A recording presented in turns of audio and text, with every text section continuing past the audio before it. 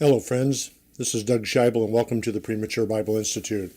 So glad you've been here for all these weeks now. We're getting ready for Lesson 27, and we're going to be just continuing on the redemptive story of God's redemptive story.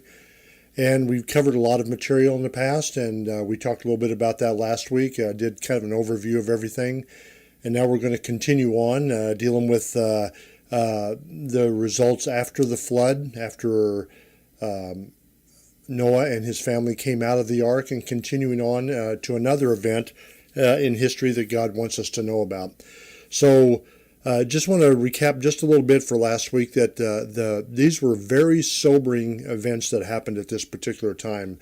I mean, here it was, God had given them 120 years to change their thinking, to agree with him about what he had to say about them, and yet they didn't want to listen to him, they didn't want to believe him, they didn't want to follow him, they didn't want to do anything. They were not grateful, they were not thankful for what God had done for them. And that is one thing that really, I think, it separates people who believe God from those who don't, and it's gratitude, real gratitude for everything they have received, the good and the bad, because they recognize that it will all work out together for good. So God gave them 120 years, the people, to change their minds. But there was a family, and one, Noah and his family, they did agree with God, and so they did change their minds. And so as a result of that, when God told them to build the ark, even though Noah had never seen a ship like that, had never had a need for a ship like that, he decided to go ahead and believe God and do what he told him to do. And as a result of that, he and his family and all those animals that God wanted on the ark were saved, and we're going to be able to perpetuate and propagate and continuing on. So only those 8 people survived on there, not like the movie Noah where some guy jumps on at the last minute and makes his way there. That's baloney. I mean, that never really happened. According to Scripture, and that's the only story there that tells detailed events about how it happened, tells the size of the ark, tells about the one door, the window up above, how God shut the door, God caused the rains, everybody died except for those inside. So that's kind of what happened. And then, of course, we saw that the flood subsided. The ark rested on Ararat on the mountain there. And then they had to wait a while. And then when the door finally opened up and they got off the ark, all Noah, his family, everybody, all the animals got off the ark. The earth had dried up enough now to it could provide for all of those people and animals and so on. And they continued on, and they started to, they started having children, both the animals and the people, and had more and more, they were just propagated, and the earth started to fill up. And sometimes this particular period is called the record of the nations. And this is where basically the nations came from. And so we're going to talk a little bit about that. So now I want you to understand there's a difference between God's record of the nations and people's record. In mankind's recording of who people are, you see errors all the time about who people are, where they came from, who's a descendant of who, who's an ancestor of who. But God's record starts at the beginning. It starts with Adam, and it goes all the way, and eventually you'll find that it goes all the way to the deliverer. And so it goes on and on and on like that. So man's records have errors and blanks, but God's doesn't. He tells the lineage of who this deliverer is going to be. Now, he doesn't go and tell us everybody and everybody's name that was ever born, but what he does do is tell us everybody who is of importance that had to deal with this redemptive story, and he gives us that. Even more than that, but he does give us all of that so that you can trace the lineage back to the people. And his record of that is accurate for his purposes. So God kept a record of these things and wanted us to know who he was, knew how he worked throughout history. And so that's what he was doing. So now here's the thing. Noah, his family, and all their children and everybody get off the ark. So what do you think his descendants were going to be like, Noah's descendants? As the population increased, it said that they moved east, and it tells them that they moved to a place, and we'll talk about that here in just a minute, but that they started moving east. and moving away from there, which kind of was fulfilling what God had said, be fruitful, multiply, and fill the earth. Mankind was to go, fill the earth, manage it, subdue it, and bring it into control. Even that was before the fall, but even so now, afterwards, he was telling him to do the same thing. At this particular time, there was only one language and one culture. There weren't multiple, there wasn't a diversity of people. They were all of one language. There wasn't multiple language. There wasn't Spanish and English and Hebrew and Greek and Roman and or Latin, and so on. There was just one language. So everybody could communicate with one another. And this brings up another point. If they could all communicate with each other and tell each other stuff, they should have all, there was no excuse for them not knowing who God was, because everybody had the ability to tell other people who God was. See, the work that we did, we went to a culture where we didn't know the language, and we'll talk about how this particular event is a result of that. But we didn't know the language, and they didn't know ours, so we had to learn their language and culture so we could figure out how they thought about things, how they looked at their world around them. And so we did that. So as the people who were of one language and one culture started moving east, they stopped in a place called the Plains of, it's either Shinar or Shinar, I don't know how it's pronounced, but they stopped there, and they wanted to live there. Now, they were moving east, and I'm sure some people had to live there, but they had decided to stop there and live there. And they decided that they didn't need to go any further. Now, they didn't ask God his opinion on what they should do. They just decided, you know what, we don't need to go any further. I can remember years ago, I was down in Kentucky. We have a supporting church down there. And as we were going through those hollers back in the mountains there, I remember thinking, wow, I can't even imagine what the explorers were like trying to climb over these things and move over these things in order to move west. But here they are, these mountains and stuff, and I kept thinking, the only reason I could think of why towns were developed where they were is because people got tired of going any further, and they stopped. And as a result of that, other people who came along saw them, and they probably stopped with them, and then little communities got developed, and then little small towns, maybe major cities eventually, along rivers where there was access to water and so on. So I think that a lot of people, some of the people just got tired of going any further. And they probably didn't ask God whether they should go further or not. They just decided this is where we're going to stop. So they just didn't decide they needed to go any further. But what was God's command to Adam and Eve? He says, be fruitful, multiply, fill the earth. So man's purpose was to fill the earth, cultivate it, subdue it, bring it under subjection, and rule over the earth. Well, they decided, the people at this particular time decided they weren't going to go any further. They were just going to stop where they were at. And remember in Genesis 1:28, like I said, be fruitful, multiply, and fill and subdue it. So, and then remember what he also said to Noah and his family in Genesis 9, verses 1 and 2. So God blessed Noah and his sons and said to them, be fruitful and multiply and fill the earth. Okay, so see, that's what they were supposed to do also. So that's what God wanted them to do. So what did they do? What did the descendants of Noah do when they moved to the east? Genesis 11, verses 1 through 4, it says this. Now the whole earth had one language and one speech. So there wasn't a diversity of anything. It was all unified at that point. And it came to pass, as they journeyed from the east, that they found a place in the land of Shinar, and they dwelt there. Then they said to one another, okay, so after they're dwelling there, then they decided they discussed among themselves. Then they said to one another, come, let us make bricks and bake them thoroughly. And they had brick for stone, and they had asphalt for mortar. So there was a substitution there. So where they had stones that God had made, now they decided they were going to make their own kind of stone, which were brick. And they had asphalt for mortar, where God had mortar as a way to bind things together. Now they were going to make their own mortar. They were going to bind it all together with asphalt. And they said, come, let us build ourselves a city and a tower whose top is in the heavens. Let us make a name for ourselves, lest we be scattered abroad over the face of the whole earth. So do you start seeing a problem here? Do you start seeing an attitude that says, I don't think I want to go any farther. I don't think I want to go there. We want to make a name for ourselves.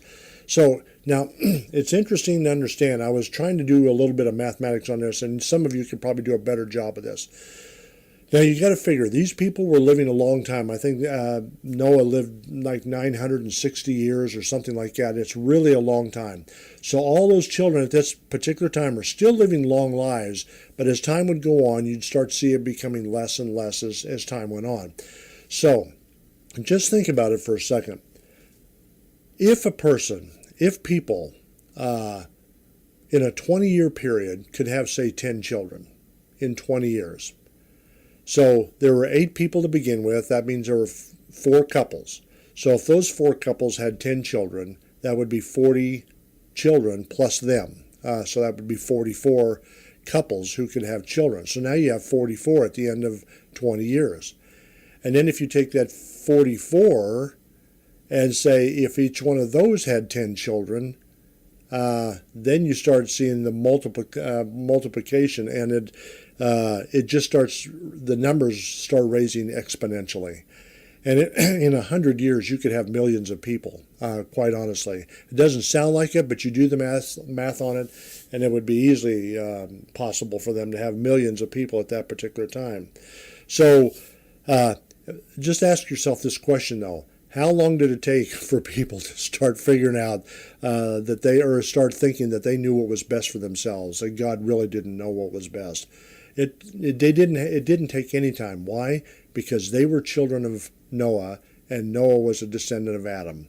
And so that sin nature, that propensity to sin and rebel against God just kept being carried on, and they went that way. So it wasn't very long before they forgot about God. And notice here it says they wanted to make a name for themselves. In other words, they wanted to be honored. They wanted to be respected. They wanted to be the head of the clan, if you want to put it that way. We're going to make a name, and we're going to make it so that everybody who looks at us. They wanted to be respected by others and do their own thing.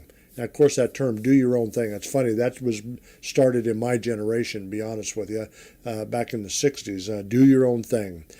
So, now, the interesting thing, too, we're talking about 100 years after the flood.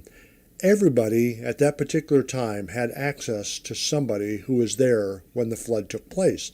They all had access to Noah and his family. So they could have gone, once again, first-hand knowledge of the flood. They didn't have first-hand knowledge of Adam and Eve, but they had pretty close to it. A third-hand knowledge. Noah and his father and his grandfather knew Adam. So here we have Noah. He was, and his family, they were direct descendants, or they were there at the time of the flood. They saw the destruction of everybody, so they were there for that, and they could ask people all about that. And also remember this: these people saw the same evidence of God's creation that everybody else saw, that Adam saw, that all of his descendants saw. They saw the world, the universe, and they could look around and say that they knew that God had started something. The people were without excuse. They had no reason not to believe God. Not only did they see that, but they had a direct line of truth to what happened during the flood and the why the flood happened. But they decided that they wanted to go their own way. Now, like I said, but because they were descendants of Noah, they had inherited the sin nature from him, just like Noah had inherited it from his family and ancestors and so on. It's in our DNA to be this way. We inherited that. Listen, why am I white? It's because my family's white. It's not because of just some freak of nature that I'm white. It's because I inherited that nature, or that characteristic, from my parents. Just like a black person inherits his skin color from his parents, Asians get their features from their ancestors, and so on and so forth. We all have that propensity, but as far as sin, that affects everybody. And so that's what it was like. Now, here's an interesting thing I want you to consider. So can you imagine now Satan watching all of this going on? And so the flood's done. The Lord has wiped out the earth except for Noah and his family. Do you think he didn't know that Noah was a sinner, or his children aren't sinners, and his wife wasn't a sinner? No, he knew that too. But do you think after all this time he saw angels fall from heaven, he saw Adam and Eve sin and be expelled from the garden, he saw Cain kill his brother Abel, he saw the wickedness of man was only evil continually, and all that, and God wiping them out with a flood? Do you think Satan is just getting tired at this point and say, this isn't really even worth all this effort? No, he didn't. He just demanded and encouraged him even more to continue on. And so, you know what? Satan didn't give up after the flood. No, he didn't. He kept right on. He is the master deceiver. You know, when we went into a tribe, we worked with people who, because of the way they were, their culture, it isn't just specific to a culture, it's just because of the way mankind is. They really knew how to deceive us and manipulate us because we didn't know. We come from a culture where even though we are sinners also, just like them, we've had an influence from a biblical perspective that has influenced our culture. We don't like lying. We want to tell the truth. We want to be nice to people if we can. But in other cultures, many times it's not that way. Truth isn't the issue. Shame is a big thing. So they are willing to lie in order to protect their reputation.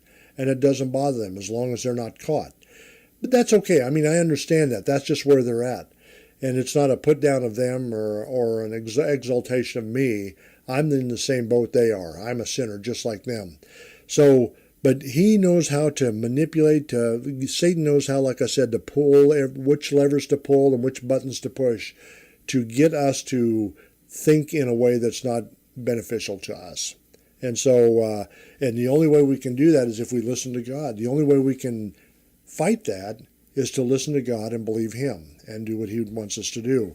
So he knows how to manipulate people, and Satan is the master at that. He can manipulate people. Remember what he did with Eve? He threw out that cast that line and started reeling in. Why? Hey, did God really say? Of course he knew he said that. He says, if you eat the fruit from that tree of the knowledge of good and evil, he says, you're going to know good and evil, and you'll be like God. And so he put that out for her, and he deceived her, and he put that in front of her. So she did it. So he knows how to get people to, and especially this, he really knows how to get people to worship anything other than God. Years ago, there was a book I read. It was called His Infernal Majesty, and it said Satan's 10 Most Believable Lies. And there's a man from this area here in Kansas. His name was Dave Brees. And he was quite a guy, tremendous speaker, but he wrote that book, and I thought there was one specific thing in there that I thought was really interesting. And what he said was this. He said that Satan has won hundreds and thousands through witchcraft and sorcery and shamanism and things like that. But he says, but he's won billions through false doctrine. And his point was, he says, he'll get you to believe anything as long as it isn't believing God. It doesn't make any difference how close you get to it as long as you don't get it. So, it's like, driving down a wrong road. It doesn't make any difference how close you are to the right road. If you're down the wrong road, it's not going to lead to anything good. So you're going to end up in the wrong place. So he's used how he gets people to worship anything other than God. He'll use things like tarot cards, statues, totems, ancestors, Satan worship, spiritism, false religions. I used to put a statue on the dash of my car to protect me because I thought it was more powerful than a Mack truck coming at me. So those were things that I used to do. But there is one religion that's probably the hardest to recognize, but it is the most prevalent religion in the world, and it's the religion of self-worship, where we worship ourselves. We worship our opinions. That's what every one of these religions really are. They're about worshiping self. I am my own God. I have the right to say what's right and wrong. I have the right to do what I want to do. Isn't that the issue with Cain? Cain says, I have the right to bring my own sacrifice. I can come to God in the way I choose. and then I have the right to kill this brother of mine. Why? I don't recognize God's right over that person or over my life. So it's self-worship, and that's, boy, you want to see it. Just next time you turn on a TV, watch commercials and see who they exalt. All right? Every single thing is about an exaltation of self. Whether it's, it doesn't make any difference. Just do it. It's about feeding my own passions. That's what it's all about. So just watch it. And that's what they were all about, the people there at the Tower of Babel. So God alone is to be worshipped. Why? Because he is the creator. He owns every atom that exists in the universe. In Isaiah 42:8, it says this, I am the Lord, that is my name, and my glory I will not give to another, nor my praise to graven images or idols. So that's the whole point. He is the Lord. That Lord means the owner, the eternal one, the one who is the owner, the self-existent created one, the one who owns everything that exists. So that's who he is. Now, the people of Babel or Babylon were like Cain. That's who they were like. They did not want to come in the way that God wanted them to. Remember what Cain did? Cain brought his own type of sacrifice. Now, not only are the people in Babel going to bring their own type of sacrifice, they're going to build their own kind of altar. And so Cain and Abel used what God had already made, those stones and stuff. And that's why it's important here, where he talked about they exchanged brick for mortar, and we'll see that here in a second. But anyway, they did not want to come to God in the way God wanted them to. God wanted them to come to the way in his prescribed manner. So they arrogantly thought that they had the right to determine what was best for them. That's what they thought, okay? They thought that gods that they could fashion could, this is what really gets me. They thought that the gods that they could make with their own hands were more powerful than the God who made the things that they were making with their own hands. So they were taking the dirt that God created to create a different God. Isn't that something? I mean, that doesn't even make sense, does it? But that's what they did. And written Babylonian accounts of the tower, and these are accounts from Babylon, and they talk about the tower, and they refer to its construction this way. It says they refer to its construction in heaven by the gods as a celestial city, as an expression of pride. These accounts say it was made by the same process of brickmaking described in verse 3 of Genesis 11, which we did.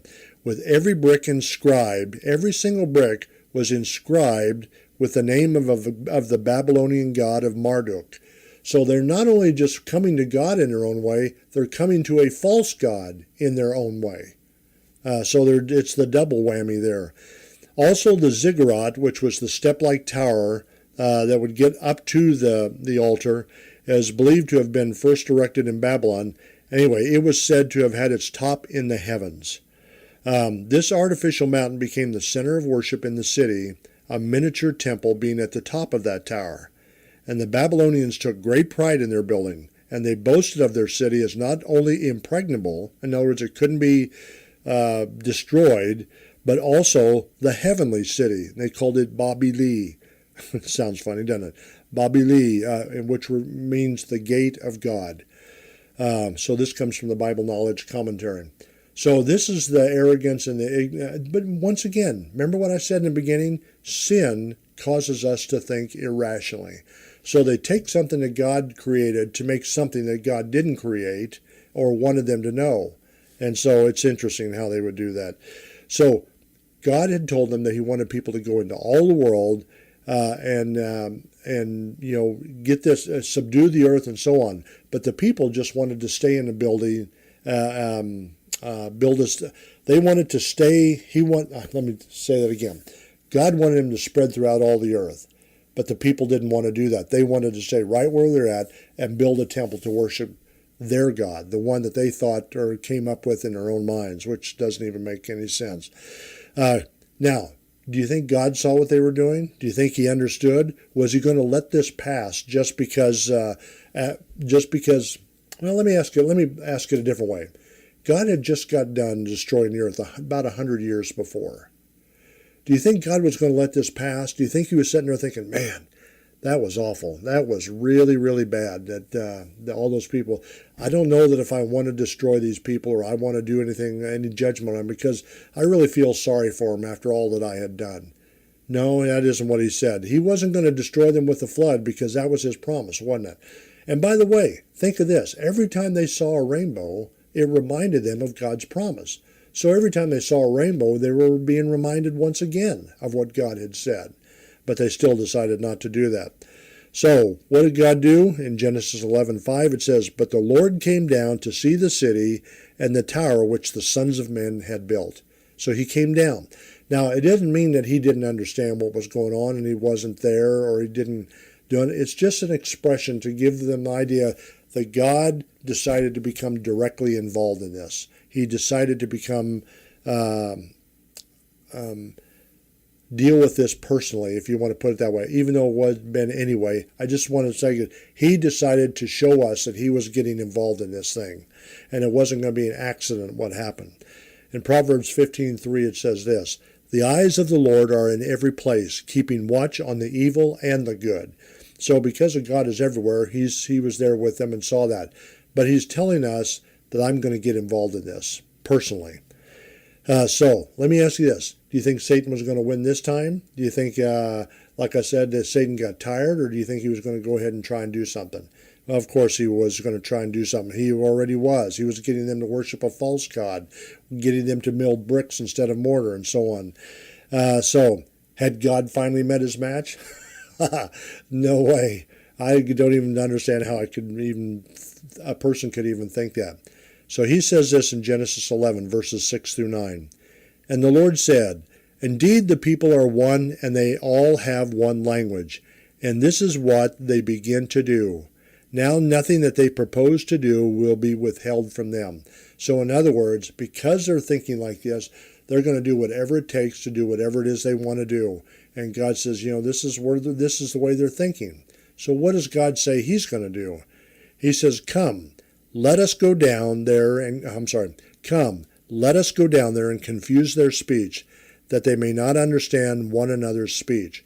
Now I want to stop here for just a second. He says, "Come, let who? Let us go down there." And we'll get to that in just a second, but I just want you to think about that. "Let us go down there and confuse their language, that they may not understand one another's speech." So the Lord scattered them abroad from there over the face of all the earth, and they ceased building the city. Therefore its name is called Babel, because there the Lord confused the language of all the earth. He uses the definite article here. He says, because there the Lord confused the language of all the earth. So there was only one language. And from there the Lord scattered them abroad over the face of all the earth. So because the people decided they didn't want to move on, God decided, okay, I'm going to move you on, and here's how I'm going to do it. I'm going to make it so nobody understands one another. Now there is a little discussion here about, it says here, the Lord scattered them abroad from over the face of all the earth. Some people think that because they couldn't understand each other, or because certain groups understand each other, they got together in clans and started moving everywhere. That may be. It doesn't really say which way he did that. But there's also another idea that God, when it says God scattered them, that he literally took them and put them in different places around the world. I don't know which one it is. That one's feasible too. I mean, that almost sounds like it would explain things almost easier, why the people in New Guinea look different than the people in Indonesia, who look different than the people in South America, who look different than the people in America and Europe and all different kinds of places in the world, in Alaska. It's just there's different people, and they all seem to be in one spot. And so that might be, but I'm not, like I say, I'm not taking it as gospel that that's what it is. It's just something to think about. But either way, God could do that. It's not a problem of whether he could or couldn't do that. He could do it any way he wanted to. But whatever. The main thing is God didn't want them all joining in one place, because it causes a lot of foolishness when people start gathering together and they get together and they start thinking the wrong things about God, and they start banding together. So he told them to separate in the beginning. They decided they didn't want to do that. And he says, okay, you're going to do it. There's an old saying that you can't make a bee, a bee can't make you go against your will. It can just make you willing to go. And there's an old saying about that. Some have brought that over into God. God won't make you go against your will. He'll just make you willing to go. And so he can bring events into our lives that cause us to do things that we wouldn't normally want to do. And so he can do that. So anyway, once again, we go back here. It says, who is us? Let us, go down. Let us do this. And so the us here, remember in the beginning where God said, let us make man in our image, after our likeness. So there was that evidence of a triuneness, or a facet of God that is, we can't really understand it, but it's there and it tells us that. And then he says it here, let us go down, and confuse the language. So the idea that, once again, this unity of the God, he's letting us know that they're of one mind or of one heart, that we're going to do this. It's not just one of God the Father or God the Son or God the Holy Spirit deciding to do this. Let us do this. And there's unity in this matter. So now, I'm going to take a little side note here, because I think this is kind of important, especially in our culture. It used to be, and many of you may not have even heard this before, especially younger folks, but there used to be this story of what they called the curse of Ham. And people used to say that black people were black because of this curse. And we'll talk about this here a little bit. And you can look at it in Genesis 9:25. And it says this, because of an event that happened, there's Shem, Ham, and Japheth. And people say God cursed Ham. But God didn't curse Ham. God cursed Ham's son. And it says, Genesis 9:25 says, then he said, cursed be Canaan, a servant of servants he shall be to his brethren. Now Canaan was the son of Ham. But Canaan didn't go to Africa. Canaan in his line went to the Middle East. So the idea that when people say, just amazes me, he says, because black people were slaves at one time, he says, that's the curse of Ham. I said, no, it's not, because there were a lot, throughout history, whites, blacks, Asians, South Americans, everybody, there's slavery has been around since the beginning by all people of all races and so on. So he wasn't cursing Canaan to become black and go on. I know this really sounds weird, but you would not believe how many people actually believe that. But it isn't. It's Canaan who is the one who was cursed. And the curse on him was that he would be a servant of his brethren. A servant of servants he shall be to who? Not to the whole earth, but to his brethren, to his brothers, sisters, and so on. So the line of Canaan would, as a general principle, would be slaves to his brothers and so on. And they would be servants to them. So anyway, that's just an aside. I just wanted to get that out because I just don't like it. If I ever hear anybody saying that about that black people they're black because of the curse of Ham, it's wrong. It's just flat wrong. So we'll leave it at that. So as a result, God said he gave different languages. Where before everybody was of one language, one speech, now there's going to be this multitude of languages, multitude of speeches. Ask me how I know. Well, like I said, I was in New Guinea.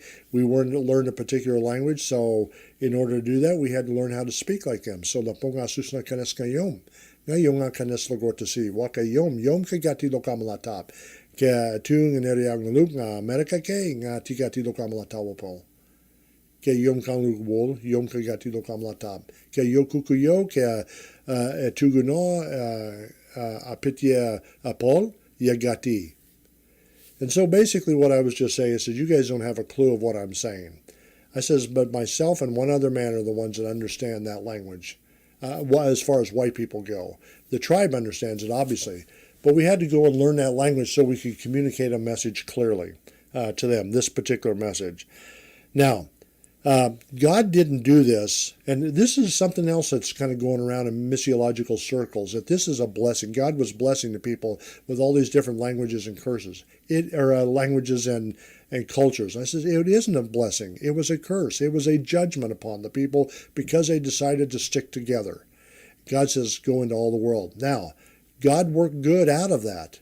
But that wasn't the point. That wasn't the original intention. His intention was to go into all the world and do all this stuff, but have the same language, same speech, and the same God. But they decided they didn't want to do that.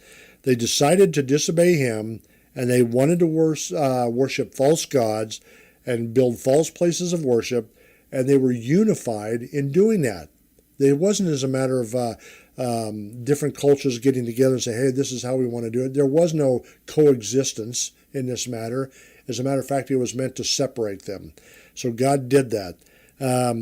He also wanted to confuse them so they would quit building the tower. God doesn't allow false worship. Now, by that, I don't mean that people aren't allowed to do that. It's just that there will be a penalty, and there always is.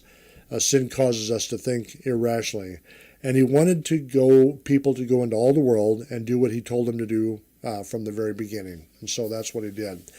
So now all of us, all human beings, whether male, female, whatever, black, white, red, yellow, it doesn't make any difference. We all have several things that are in common. Every one of us. It doesn't make any difference what country we came from, what race we are. We all have several things in common. We have Adam and we have Noah as our ancestors. Every one of us do. All of us do. We all came from Babel. We came from that area. As they moved east and they spread out through all the earth, they did that. We all, at one time, had a common language, and that was the language right before this judgment on these people. We also all worship false gods and idols. All of us have done that. Any time we choose not to listen to God and listen to something else, that is all idol worship. And it doesn't make any difference whether the idol is real, like a statue, or whether it's us as a person, whether we worship ourselves. It's still idolatry. We all have a creator who will not be mocked. He may not do everything right at the moment, but he will, and time will take place. And also we have another thing in common. No one can win against God. No one can. He's the omnipotent, all-powerful, eternal God. He will always win. Another thing, too, I want us to talk about, God never changes. No matter what he does, he still desires for people to believe him and agree with him. That's what he wants. Why? Because he knows what's best for him. He always knows what's best. The promise of a deliverer, also that he doesn't change, the promise of a deliverer in Noah's time and in the Tower of Babel's time, that promise during both of those times, whether in the flood or at the Tower of Babel, that promise is still in effect. So God is going to bring a deliverer. It's going to take time, and he'll do it in his own time, but he's going to bring that deliverer. And God still wants people to be delivered from their sin. Remember that scripture I read you in Ezekiel? God has no pleasure in the death of the wicked. He wants them to turn from their evil ways. He wants them to come to him. So, God cares. He does. But he will not be mocked. He can be both just and merciful at the same time. And so he wants us to believe him. He wants what's best for us. He always does. That was his original intention. That's why he told Adam and Eve not to eat fruit from the tree of the knowledge of good and evil. He wanted them to obey him and do what was best. And who knows what would have been done as a result of that. So that's enough of this lesson. I appreciate you all setting in. I just want you to know that this is available. If you're listening to this, there's two things that are going on. One, it's on audio. Another one's on video. If you want to listen to this on audio, just get on your favorite podcast app and just type or search for my name. And it's Doug_Schaible. Schaible. And if not that, if you want to watch this on video, just get on YouTube and do the same thing. And I'll put a little note at the end of this video that you can see where to find it. But it's, once again, just get on YouTube and type in Doug, not underscore, just Doug Schaible, my name, Schaible. And please, while you're doing it, on both of them, whether on audio or video, please subscribe. Like I said, when I get to a particular point, I'll have a new name for the YouTube video, and you can see what's going on. All right. Well, listen, you all take care. Have a good week, and thanks for everything, and thanks for listening in. Bye.